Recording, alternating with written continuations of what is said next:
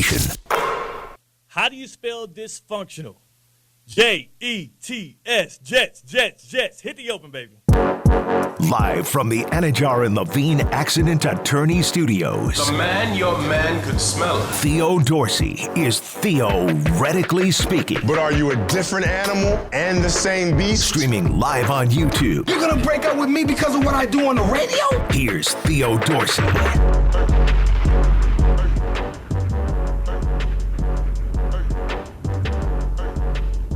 Good people. It's your boy Theo Dorsey. I'm in good spirits. I am feeling fine. I'm good. I'm safe. I know it's been a while. I hope you missed me. I definitely missed you.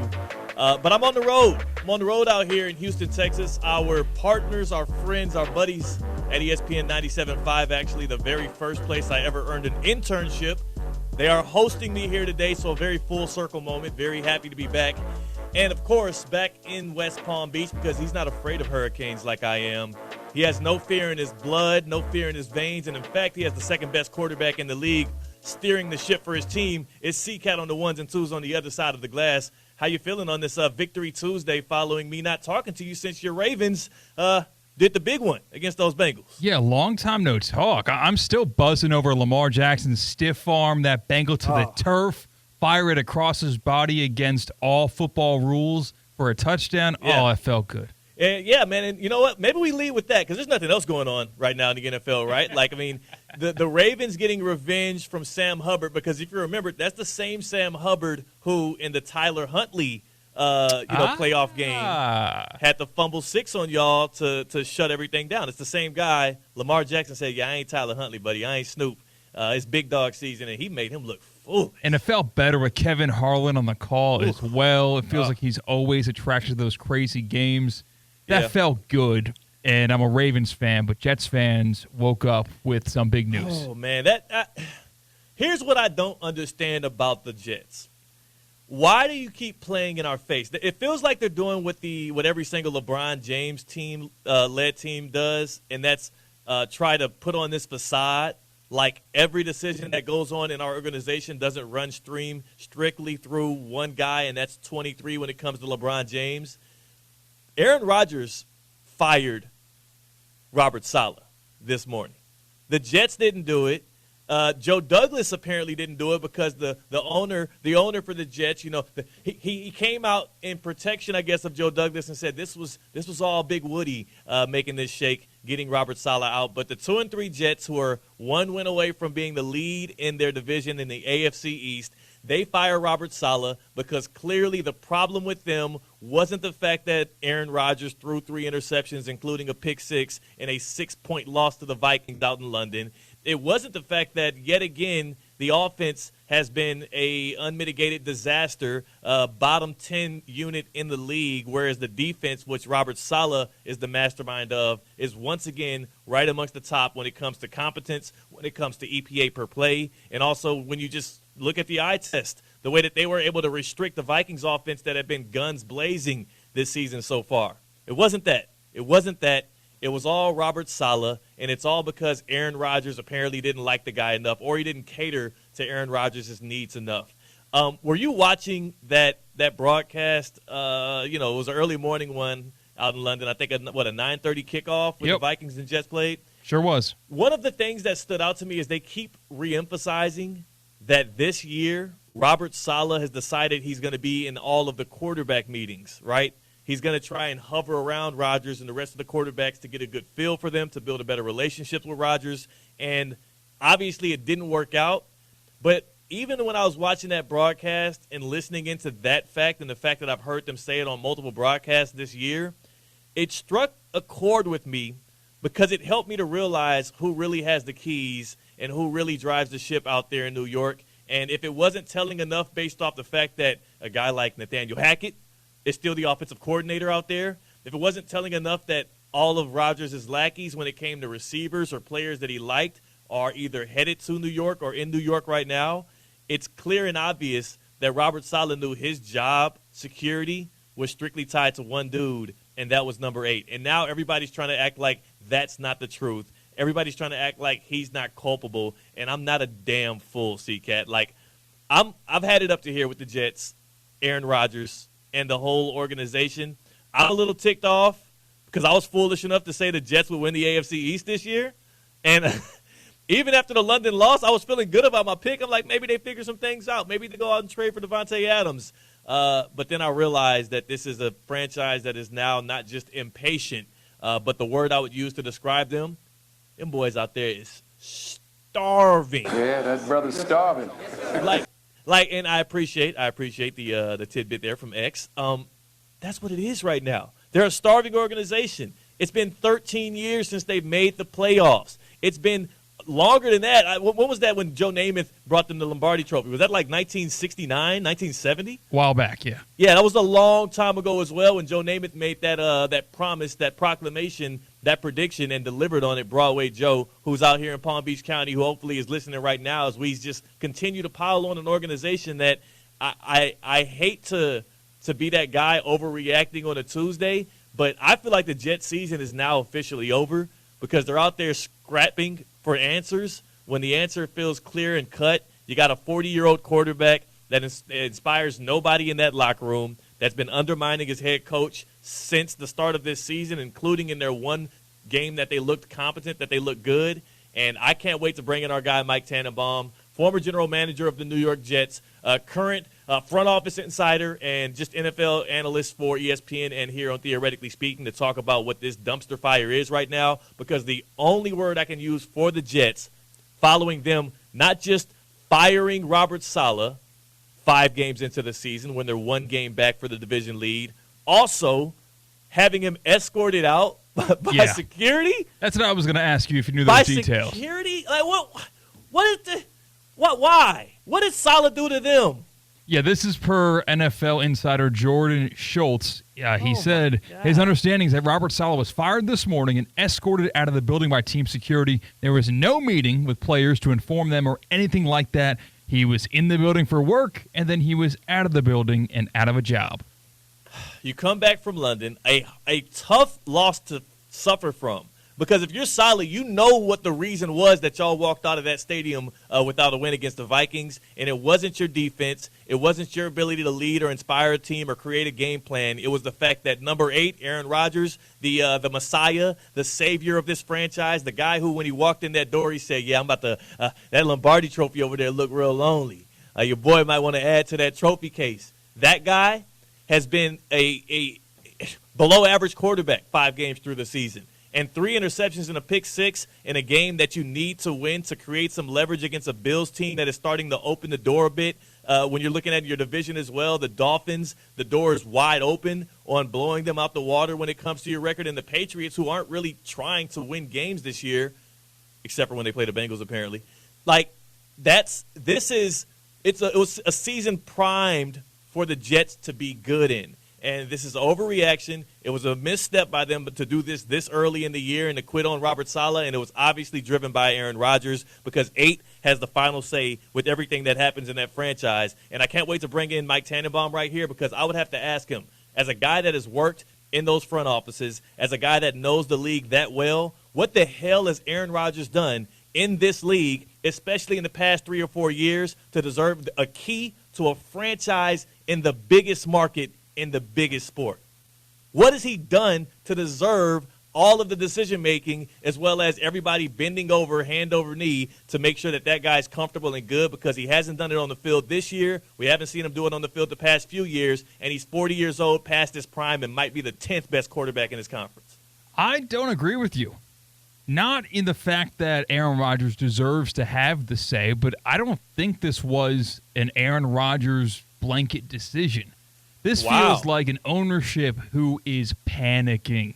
They see they've got an old quarterback. They saw how old their quarterback was in London when he was crawling around in the prone position after a hit, and you saw that Achilles injury, after losing him for a full year, he aged like milk the past couple of years, and they are in a immediate win-now mode. And it was a panic move unjustly. Starting 2-3 on the season, 2 of those 3 wins were against considered good teams. The 49ers on Monday Night Football to start their season, and the last loss was against an undefeated Vikings team. It was a panic mood from ownership, in my opinion. Here's the problem with that theory. Everything I've seen for the past 2 years, it feels like things run through Aaron Rodgers. I would believe it was just an ownership move if there was a history of Woody Johnson firing coaches midseason. He's owned that team for 25 years. Big Woody has been in charge of that franchise for 25 seasons, and this is the first time he's ever fired a coach in the middle of a season, and he does it 5 games in. And also, look at everything else that has gone on with that organization and tell me that number 8 doesn't have his handprints all over it, including the fact that if you're looking for a scapegoat, if you're looking for a reason why the Jets have not been good this year, look no further than look, EPA, estimated points added per play. It's especially 5 games into the season, it's very accurate in depicting, hey, this is a good unit, this is a bad unit. The Jets offense right now is 22nd in EPA per play. Expected points averaged by each time you go out there and snap the football. That's not Robert Saleh's, his jurisdiction, if you will. That's Nate Hackett, the offensive coordinator, who is undoubtedly tied to number 8. The defense, on the other hand, number 5 in EPA per play. The game that you lost to the Vikings, the difference in that game, the 6 points you lost by could have been prevented if your quarterback didn't throw a pick 6. If this was an owner panicking, then why wouldn't it have been him firing the offensive coordinator like the Bills did last year, like the Steelers did last year in the middle of the season, and figuring out a guy that can help that offense get jump-started? This feels more like a head coach that did not have the backing of his franchise quarterback, his old fart, who apparently is still the kind of guy that you would want making the key decisions in your organization. And, again, that's why I say the Jets are starving. Like, you're bending over backwards to a dude who hasn't even proven that what you're allowing him to do, he can be successful at. That's that's an organizational failure by the Jets. And honestly, they deserve it. They absolutely deserve everything they have coming to them this year, and I deserve everything I have coming to me this year for picking the damn Jets to win the AFC East. Maybe I'm just spiteful right now, C-Cat. But you said it, 25 years of Woody Johnson owning these Jets. The last good quarterback was probably in the early part of his ownership, like Vinny Testaverde, Chad Pennington. Nah, they had a Brett Favre year under Mike Tannenbaum, by the way, who's about to come on here and talk some smack. I would love to know if Brett Favre was the best quarterback the Jets have had in the past 25 years. His performances in his Jets years, I don't know about that. He was. I think he was like top 5 in MVP voting that year. Brett Favre, he had a lot of turnovers that year, but he led them to a competent season. It was like a winning year. But I feel like they found themselves in a position they are unfamiliar in. Having a quarterback not in his prime, we can all definitively say that. They couldn't have said that until this season began, but they realized they got to strike while this iron is lukewarm. They have this great defense, and they have a quarterback with a name behind him with, been in the playoffs many, many times. The Packers, say what you want about those playoff performances in the green and yellow, but I'm sure the Jets would trade their last 15 years for Aaron Rodgers' last 15 years wearing the Packers uniform. So they realized they need to strike while the iron's hot, and I think that making big noise, making something shake is more than just the OC. It's an entire organizational pivot away from what looked like a fractured relationship. It was a fractured relationship, and I fear that the guy that was scapegoated in this fractured relationship wasn't the problem. Robert Saleh might not be the best head coach for the job there, but Aaron Rodgers clearly isn't the answer, and he also was not even bought in this offseason. It's another reason why I fail to have any kind of sympathy for a guy like Aaron Rodgers in this situation, because he kind of put it on himself. Like, we've heard Davante Adams talk about how it took him 3 years to build the kind of connection he needed with Aaron Rodgers for them to play prolifically like they did in Green Bay. So if you're Aaron Rodgers and you are aware of that, why in the hell are you skipping out on camp to go to Egypt in a year where you know it's win or go home? In a year where you know this is one of my last seasons in the NFL? Why are you not playing in the preseason and building a connection with these receivers in your locker room who you didn't play with all of last season? And why are you allowing your organization to fire a head coach 5 games into a year when you know that the offense and yourself have been the biggest problem? And to me, it's because Aaron Rodgers has failed to do one thing, especially for the past decade when he's been in the NFL and in the spotlight, and that's take accountability. Accountability for his ineptitude, accountability for his inability to get the team over the hump when he needs to, and also, specifically to this situation, accountability for him being the main reason why the Jets are failing. Y'all told me last year all they needed was above-average quarterback play with that elite defense, good special teams, well-coached unit, and the Jets will be back on the up and up. And they bring in future Hall of Famer Aaron Rodgers, and we don't see that. We're going to bring in our guy, future Hall of Famer Mike Tannenbaum, when it comes to these sports takes here. He's a former Jets GM. He's busy today because of the breaking news of Robert Saleh being fired 5 games into the 2024 season. So we bring in right now former general manager of the New York Jets and our friend Mike Tannenbaum with his reaction on Saleh being fired from the Jets. Mike T, busy Tuesday afternoon for you? Yes, sir. Good to be with you. And look, I think the part that surprised me was the timing of it, but at the end of the day, Robert Saleh was 20-36. And we have Mike T. I cannot hear him, C-Cat, if did I overspeak? Okay, we got Mike T now. We got Mike T in the house now. Mike, you watched what the Jets did this morning. You saw what happened through the first 5 weeks. What's your initial reaction to Robert Saleh being let go? Maybe the timing was a little surprising, but look, he's 20-36, Theo, and at the end of the day, when you're 20-36 and you've been around for 4 years, this is what's going to happen. And I think he made some pretty significant mistakes as the chief strategist, meaning early on not relying on Breece Hall and Braylon Allen that ultimately did him in. Mike T, I'm curious because you were the general manager for the Jets when y'all made the move to get Brett Favre back in 2008. What was that season like with Favre and Mangini? How did he come into the Jets locker room and interact as a future Hall of Famer? And why were they able to have a little bit more success than we've seen from what Aaron Rodgers is doing right now and what he did with Robert Saleh? I think part of it is, right now, I don't think, Aaron Rodgers is 100%, but that doesn't mean you can't win with him. We saw him play very good against New England on Thursday night. And again, I think when we had Brett and he was healthy, he played very well. And I just think Aaron coming off of the Achilles, it's not going to happen overnight. And I think part of what Robert Saleh could have done a better job of, Theo, was saying, hey, let's pass it 15, 20 plays a game, rely on the defense, rely on a good running game, and by November and December we'll be hitting our stride.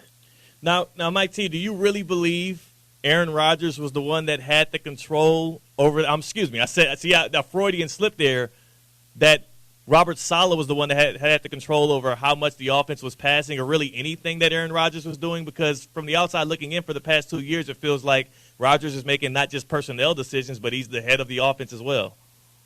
Yeah, it's a very fair question. I mean, a lot of rumors about the amount of say and control going back to when, Nathaniel Hackett was the head coach, Theo, of Denver, and was he there to make, Aaron Rodgers a Bronco? Look, we'll never know. But what I would say is, if I'm the head coach of the Jets, I am every week sitting down, and I saw Rex Ryan do it successfully and certainly other coaches, but, hey, how do we win this game? Like, every week we're going to have strengths and weaknesses. Our opponent's going to have injuries. We're going to have injuries.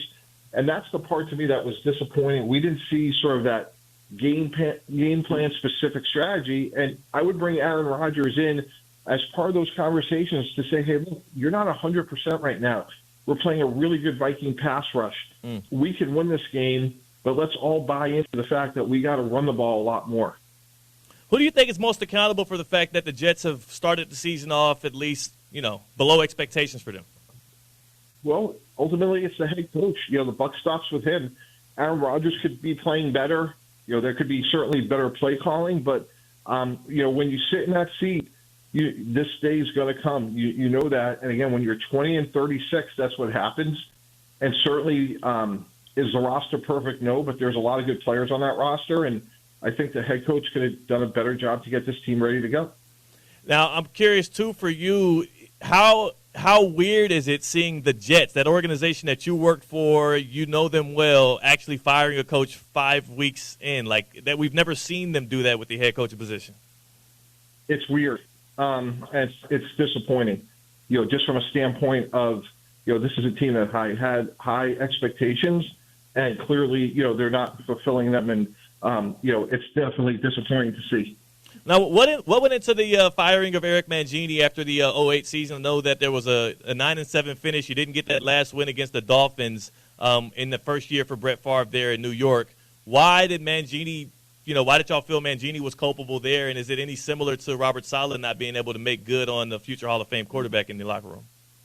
I could just say, in our situation, we felt like the team didn't get as far as it could have.